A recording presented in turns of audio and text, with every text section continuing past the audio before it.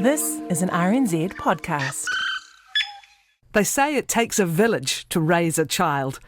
I'm Kathryn Ryan, and here we draw on my conversations with experts on 9 to Noon to help you navigate family life. Now, why children, according to my next guest, need 3 hours of outdoor play every single day to help them learn. Angela Hanscom is a paediatric occupational therapist and founder of Timber Nook, an outdoor program operating here and in Australia, the United States, UK and Canada. She has a master's degree in occupational therapy and an undergraduate degree in kinesiology, the study of movement. She specialises in balance treatment. Her book, Balanced and Barefoot, discusses the effects of restricted movement and lack of outdoor playtime on children's learning. Angela's coming to New Zealand next week for seminar series taking place in Auckland, Dunedin and Napier. She is with us in New Hampshire at the moment. Angela, thank you very much for your time. Thank you for having me. Your TED Talk, The Reason Children Fidget, was based on a visit to a classroom. And from that observation, what did you write about? What did you conclude? Sure. So I got asked to observe a classroom, a 5th grade classroom of children from a teacher.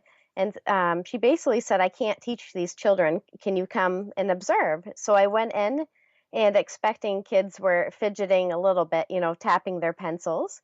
But these kids were what I call extreme fidgeting. So leaning way back in their chairs.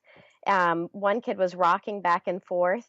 Another child was hitting his head with a water bottle, finding any excuse to get up out of their chairs, sharpen their pencils. And I instantly knew that obviously these children needed to move, not just in that moment, but really throughout the day. And then what happened was we ended up doing a pilot study. We were going to implement a therapeutic dance program to get these kids moving more. So we decided to look at their core strengths, so their stomach muscles and their back muscles. And what we found was really alarming. We also looked at their balance. So we had them spin in circles, and then we look at their eyes after. We want to look for a normal eye response, balance reaction. And what we found is 1 out of every 12 children could meet the standards from 1984, which was my generation. So again, when we combined the core strength and balance, we found only 1 out of every 12 children could meet the averages from 1984. So there's the physical effects of insufficient physical play, but there's also the ability to concentrate. Let's can you track it back? Like, if we look at how our lives have changed since 1984, since your era, has anyone been able to track a decline that coincides with, I guess, primarily the invasion of technology to so much of our lives at the expense of physical play, if those are the 2 main factors? Has anyone been able to track the effects? Well, I think what's happened is after doing that pilot study, we got really intrigued because an article came out from the New York Times about how there's been a huge rise in the need for occupational therapy for children with attention issues and sensory issues. And it's been like a big issue in the world of occupational therapy. We're wondering, why is it that all these children are needing services over here? And so intrigued, we started interviewing veteran teachers that had been around for at least 30 years. Were they seeing the same effects we were seeing, a rise in sensory issues? And what we were seeing was trends. So these teachers are saying that number one issue is they're seeing a decrease in attention. And across the board, no matter where I'm speaking, this is a very common issue. For instance, one teacher said in the past, she was able to teach the whole classroom as a whole. And she said maybe 1 or 2 kids would have difficulty paying attention. Now, on a good day, at least 8 out of those 26 kids are having difficulty. And the other trends are, kids are actually falling out of their chairs here in America. One director of a local preschool said, 40 years, she said, I don't remember this being an issue in the past, but kids are literally running into each other and running into the walls. So spatial awareness is off. Another one is that kids are getting more aggressive, but not in the way that you might think, not bullying per se, but almost that they can't keep their hands off each other. So when they're playing out during recess, they're playing games like tag, but they're hitting with much more force and having trouble with regulating the pressure for those things.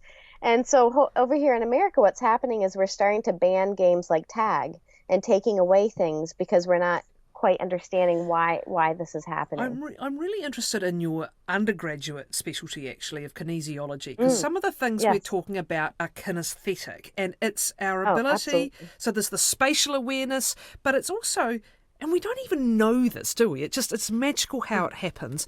It's the way the brain processes the tactile and the visual and the other cues and adjusts what it should do, whether it's balance, jumping over rocks I always find amazing. It's incredible the calculations the brain is making as to where you're going. You're not even really seeing them fully. And then how hard to land.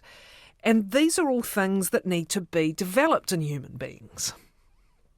Absolutely. Yeah, so what's happening is we're really restricting children's movement for long periods of time, especially in my country. Kids, the research is saying they're sitting for about 9 hours a day. Technology is a big factor because they are, sitting sedentary. But we're restricting their movement. They're not spinning in circles like years past, rolling down the hills. And what's happening is inside the inner ear are little hair cells, and we need to move in rapid ways in all different directions for the fluid to move back and forth to stimulate those hair cells. And that develops our vestibular system. This And is that critical. sense, This is the thing that can cause yes, vertigo in older people. We start to lose it a bit, right? But it absolutely. operates like a spirit level. Inside the inner ear, there's actually fluid washing around, and that, Right. in combination with the hairs, is sending a message to the brain about what angle you're on. And are you Yes. starting to see that these kids' systems are not developing the way you would expect? Absolutely, because what we're noticing is that when we were younger, we spent about 4 to 6 hours a day, is what I'm hearing over and over from adults of outdoor play every single day. And the research is saying today kids are spending about 48 minutes. And so that's a significant change in the amount of time that they're moving and playing and engaging their senses. And that sense, if that's underdeveloped, that can affect everything from attention to regulation of emotions to regulating activity level. We're seeing a lot of kids that we call it, they bounce off the walls. Um, all of that, even visual skills. I've just had a flashback to roly-polies, which is what you've described as starting at the top of a hill or a sand dune and just rolling down just for the hell of it.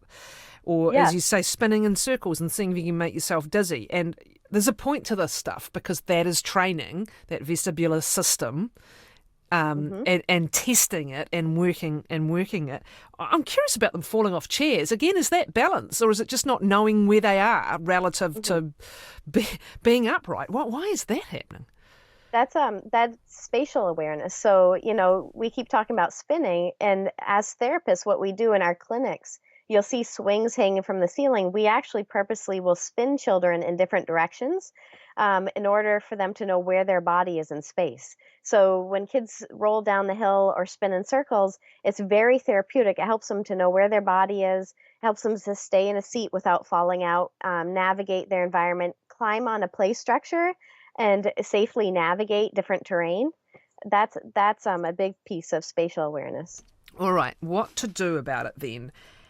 What does the organisation Timbernook do? Does it promote games? Does it give people ideas for outdoor play? What does it do?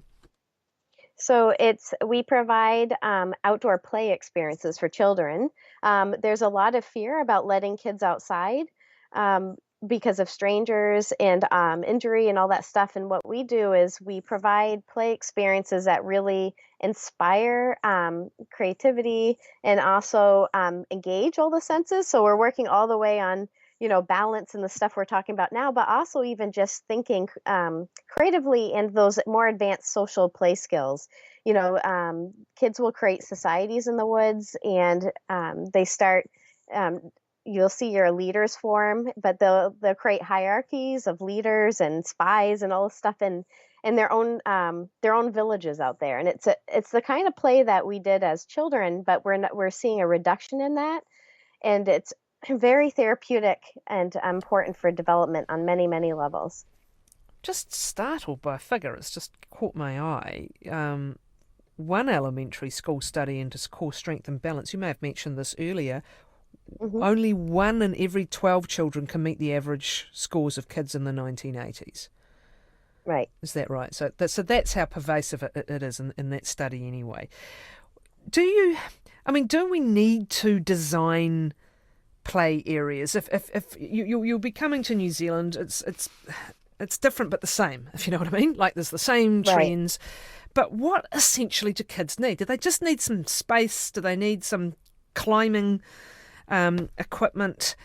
If you're actually having to go looking to create enough opportunities now, what can they be that will still be good for developing these skills and these physical systems? Right. Well, there's a lot of things that that go into it, but spending time in nature itself is therapeutic. And even just listening to bird sounds will actually help a child orient themselves to the sounds around them. And that's the basis for spatial awareness.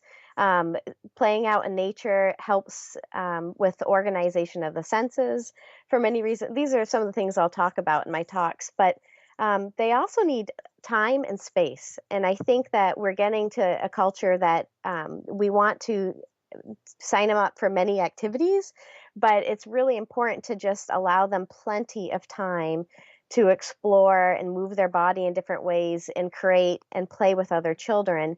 And that's something that we're forgetting about. And I think another one that we're starting to get away from is having the adults step back more and allow the children to kind of come up with their own play schemes.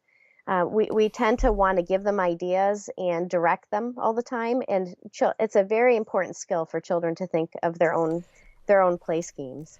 But also that act of discovery is what will surprise and test your system. For example, if you are outdoors scrambling over a bank and then you slip and slide, all of a sudden that spatial awareness system and that vestibular system and everything else is tested. So these are the environments where it gets the work out. 3 hours a day, though, that's pretty hard for a lot of urban families these days. So what could the mix look like?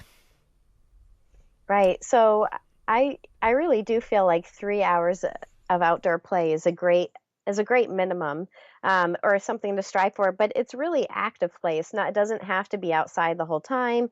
But starting to think about, well, how to make that possible again.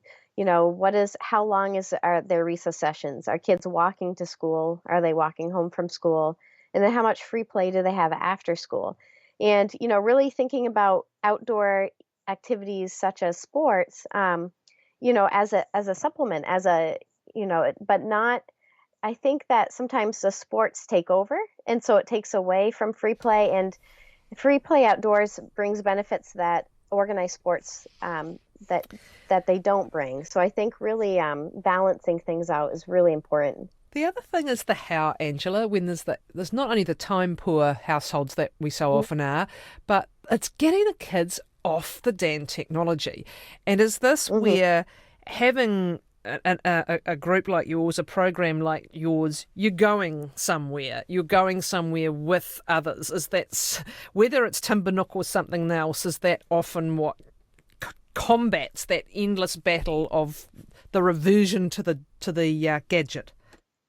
Yeah, it's a huge piece of it. The environment in Timbanook is very inspiring. It's purposely set up to inspire kids. There's mixed ages for a reason, to replicate that neighborhood play. But there's many elements of Timbanook that's really inspiring kids that are having trouble playing, to that bridge to get them playing again.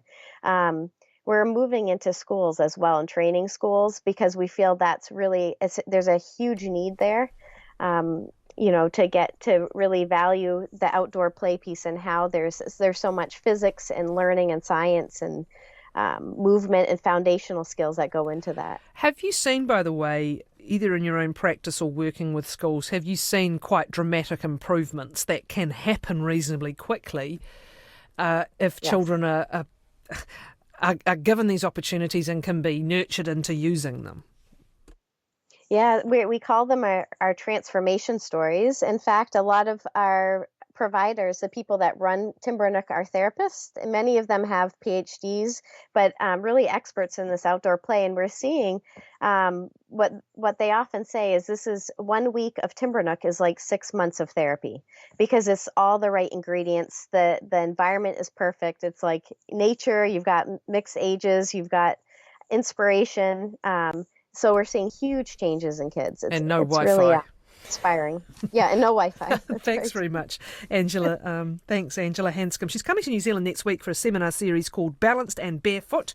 It's in Auckland, Dunedin and Napier. You can learn more through a link on our webpage. And you can listen to this item and other interviews about navigating modern family life in our podcast, It Takes a Village. Subscribe free on Apple Podcasts, Radio Public, Spotify, Podbean, Stitcher, or wherever you get your podcasts.